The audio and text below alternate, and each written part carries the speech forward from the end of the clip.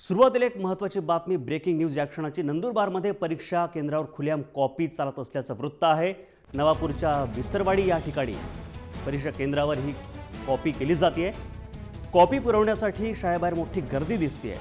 10वीच्या विद्यार्थ्यांना कॉपीचा पुरवठा बाहेरून केला जातोय। मराठी पेपरच्या वेळी खुलेआम कॉपीचं चित्र या ठिकाणी पाहायला मिळतंय।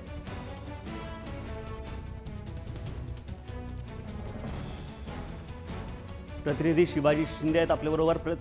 शिवाजी, काय याविषयी अधिक माहिती आहे?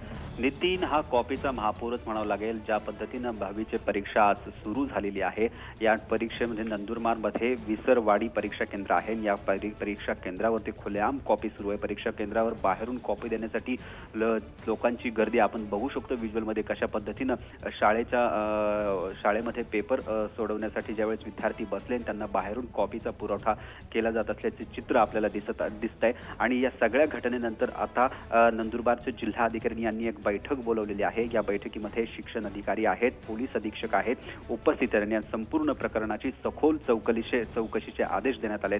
ज्या पद्धतीनं 12वी-10वीची परीक्षा झाली, अनेक विद्यार्थी या परीक्षेत बसलेले आहेत। महाराष्ट्रातून अनेक विद्यार्थी बसलेले आहेत। हा प्रकार फक्त नंदुरबारमध्ये दिसून येत नाहीये, महाराष्ट्रातल्या अनेक ठिकाणी हा प्रकार दिसून येतोय। आपण बघितलं की 12वीचे पेपर सुद्धा फुटले होते, परंतु आता 10वीच्या परीक्षेसाठी हा कॉपीचं प्रकरण अत्यंत गंभीर असं प्रकरण बघा म्हणावं लागेल। आणि कॉपीचा महापूरच आलाय की काय अशीच स्थिती दिसते, कारण शाळेच्या बाहेर खिडकीतून कॉपी पुरवणाऱ्यांची गर्दीच तिथे पाहायला मिळते। नितीन, धन्यवाद शिवाजी या माहितीसाठी। तर लातूर, बीड नंतर आता नंदुरबारमध्ये कॉपी पुरवठ्याचा प्रकार समोर आलेला आहे आणि ही बातमी आहे। नांदूरमध्ये शाळेबाहेर कॉपी पुरवण्याचा हा प्रकार उघडकीस आलेला आहे।